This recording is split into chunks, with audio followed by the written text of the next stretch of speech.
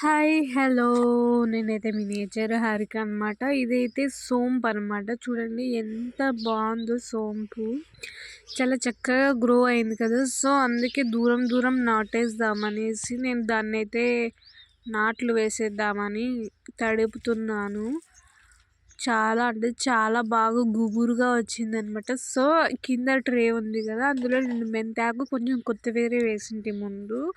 So, ఇప్పుడు దాన్ని తీసేసాను. సో, అందుకే దాన్నైతే పెట్టేద్దాం అనుకుంటున్నాను. చూడండి ఎంత బాగొచ్చిందో.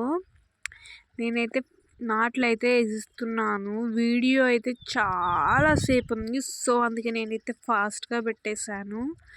ఇది కూడా నేనైతే 1 అవర్ పట్టింది నాటడానికి.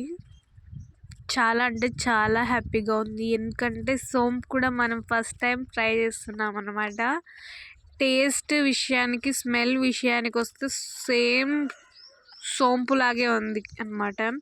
మీరు కూడా అనొచ్చు, అది సోంపు కాబట్టి సోంపు వాసన, సోంపు స్మెల్ వస్తుంది అంటారేమో. అంటే నేను ఎగ్జాక్ట్‌గా అలాగే ఉంది. టేస్ట్ కానీ, స్మెల్ కానీ ఏది మారలేదు అని చెప్తున్నాను అనమాట. ఓకే. ఎవరంటారంటే ఎవరో కొంతమంది అంటారనమాట. సో, వాళ్ళ కోసం క్లారిటీ ఇస్తున్నాను. చూడండి ఎంత బాగుంది. సో, నేనైతే వేసేస్తున్నాను. ఎవరైనా కొత్త వాళ్ళైతే నా ఛానల్ ఎప్పుడు చూడని వాళ్ళైతే సబ్స్క్రైబ్ చేసుకొని, లైక్ చేసి, కామెంట్ చేయండి. ఓకే. ఫైనల్‌గా నేనైతే నాటడం అయితే అయిపోయింది. దగ్గరకు వచ్చేసిందనమాట. సో, అంటే ఫస్ట్‌లోనే మనం వాటర్ అనేది పోసేసుకోవాలి నాటేయడానికి. తర్వాత ఫైనల్‌గా ఒక్కసారి అలా ఒక్క మగ్గుతో జీలకర్ర ఇచ్చేయండి. ఓకే.